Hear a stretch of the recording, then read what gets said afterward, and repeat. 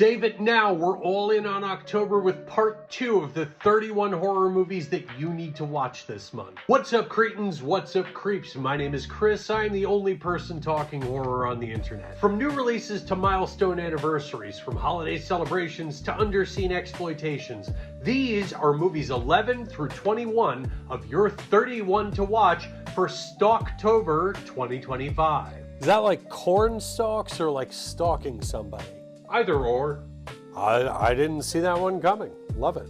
So we're going to be picking up huge on the 14th with film number 11, arguably the second biggest Halloween tradition at this point, 2007's Trick or Treat. So if you're newer to the genre, or maybe you weren't around for it, you'd likely assume that based on its stature, Mike Dougherty's now iconic anthology horror film was always this huge thing. It wasn't.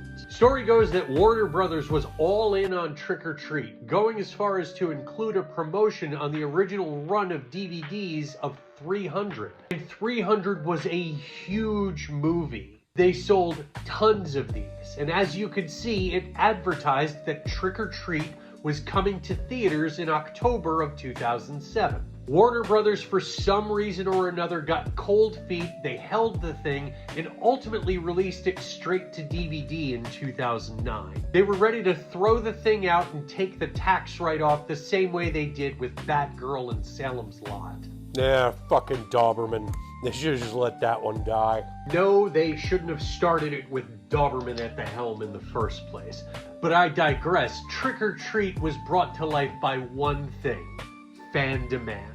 This is your movie. And the wild thing about it is, yes, you may have seen it in a local theater doing a one-off. Yes, you may have caught it at a festival. But courtesy of Fathom Events, 18 years after its intended original release, on the 14th and 16th of October 2025, this will be the first time that you can catch Trick or Treat on the big screen in a nationwide release. I've not yet lost faith in Trick or Treat 2. If you want that movie, let's sell these showings out and show the studios that we want it. I wouldn't be surprised if this theatrical release is being done to gauge interest for that sequel. And you really are going to want to go on the 14th, because the 16th has a seemingly impossible set of 4 movies celebrating their 10-year anniversaries. I'm only going to make you watch 2, so honorable mentions go to Crimson Peak and Goosebumps. But I'm going to keep the anthology horror going with the 10th anniversary of Tales of Halloween. Having likely had the ultimate success of Trick or Treat pave its way,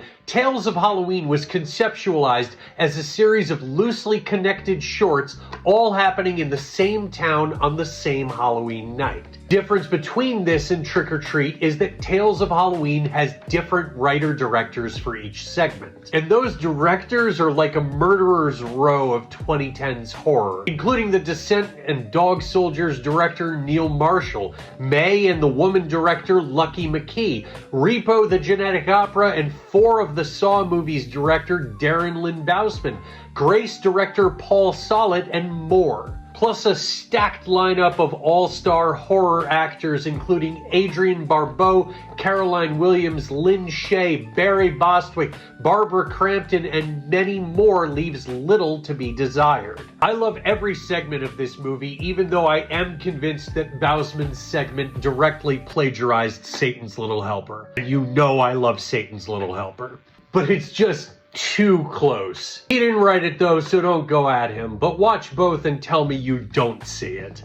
And then afterwards, check yourself in for a long, long night, as our 13th flick is the 10th anniversary of Hell House LLC. The original Hell House LLC premiered on October 16th, 2015 at the Telluride Horror Show. Upon its release, nobody could have predicted that this nano-budget found footage film would become one of the most noteworthy and celebrated franchises of the past decade. The faux documentary follows a group of haunt creators prepping for their opening night as tragedy strikes. It has since spawned 4 sequels that vary in quality, but nothing can take take away from the impact of the original. And since it is haunt season, I would be remiss to not mention that this movie was shot on an actual haunted attraction, Lehighton, Pennsylvania's own Waldorf Estate of Fear. Stay tuned, I'm gonna try to get there this year. Alright, I hear you, I know you want something new, you've got it. On the 18th, we've got two of the most anticipated horror movies of the year, and a new Shudder original. First up, Scott Derrickson and the original cast return to explore whether death is just a word in The Black Phone 2. So the original Black Phone was a really solid flick. It had a great concept and fully fleshed out characters. This sequel that's based on an idea from original scribe Joe Hill, note that there's no source material to this one. Hill just gave Derrickson the idea and he and his co-writer went with it. But this looks to take a far more surreal turn versus the gritty realism that's on display in the first movie. Early reviews are seating it right alongside the original, and with Derrickson's steady output of solid work, I think that this could end up being the best horror movie of the year. But it's certainly not getting that title without a fight, because Film 15 sees Guillermo del Toro finally get to deliver us his Frankenstein. Yes, if you want to, you can absolutely wait until November 7th to catch it on Netflix. But seriously, if you want to see it after Halloween on a smaller screen, I doubt that you're still sitting here listening to me nerd out about film. Originally announced in 2007, Frankenstein is a property that Del Toro has been trying to make happen for 18 years. But let's be real, with that dude, this has likely been something he's been working on in some capacity or another since his childhood, right? Having cited a plethora of adaptations that serve as influence to his vision, Del Toro has stated that there are still elements to Mary Shelley's original novel that have not been committed to film, and that those elements will be the basis for his adaptation. With Oscar Isaac as Frankenstein, Mia Goth as his love interest, and Jacob Elordi as the monster, this could well end up scoring some Academy Award nominations. Don't forget Lauren Collins either. She plays Frankenstein's mom.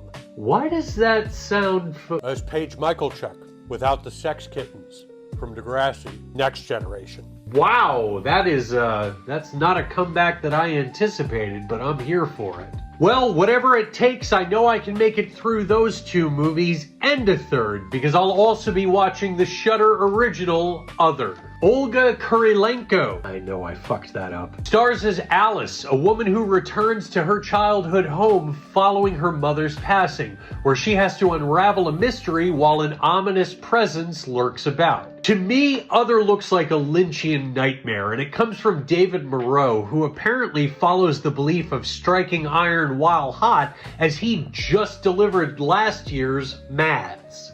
I'm honestly surprised, given the pedigree, that there's not already more people talking about this. I don't think he's in a make or break situation yet, but I do think that this could catapult him into huge things if he hits this right. Alright, so on to our 17th movie. Believe this talking head, you need to spend the 18th celebrating the 40th anniversary of Reanimator. Based on the 1922 H.P. Lovecraft story Herbert West Reanimator, Stuart Gordon's take on the subject matter follows Jeffrey Combs's Herbert West, a medical student who has developed a serum that can reanimate the dead. Reanimator wasn't an instant success. Yes, it gave careers to its core cast and crew, but Herbert West was never in the debate of like being on the Mount Rushmore of modern horror. But much like The Thing and Evil Dead, time and reevaluation have been kind to Reanimator, and they've propelled it into its now classic status. It prompted 2 sequels and has become a template for anybody looking to make like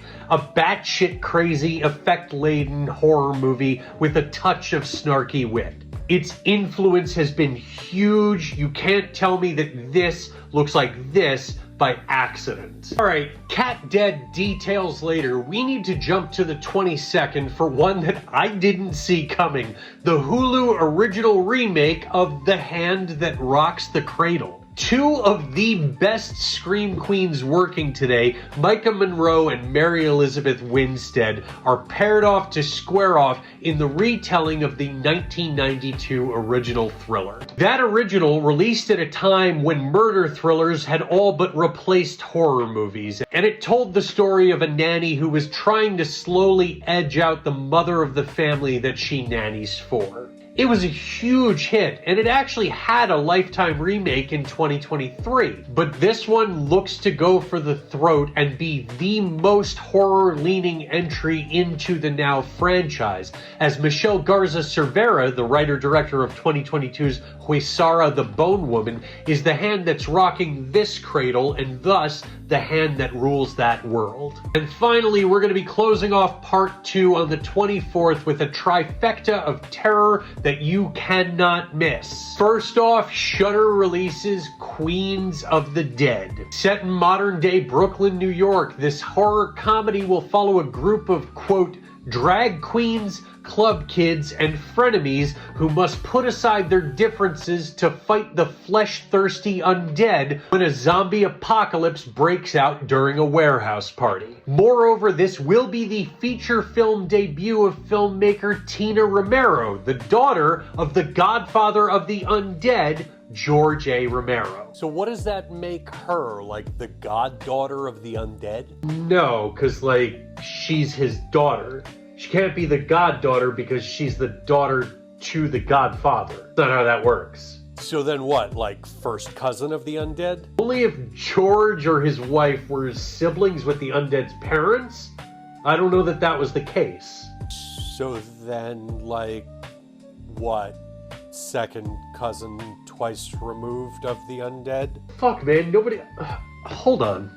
Okay, if George Romero was the godfather of the undead, Tina Romero would be the god-sister to the undead. If the undead's parents died, George Romero would adopt the undead, and Tina Romero would be their sister. It's a god-sister of the undead. That's her inherited title. Neato, I'm glad we worked this out. Yeah, I'm glad to be done with it too, so that we can move on to the second for the day, the 20th overall, Dream Eater. Following Jimmy and Stiggs, the second feature to be released by Eli Roth's The Horror Section Studios will be the festival hit Dream Eater. Presented as found footage, Dream Eater chronicles a filmmaker documenting her boyfriend's increasingly intense sleepwalking occurrences while they vacation at a remote cabin in the woods. It's garnered a ton of buzz in the past few months on the festival circuit, with several of those who have seen it calling it the scariest movie of the year. But I don't have to tell you that similar buzz has been following our final film to this set,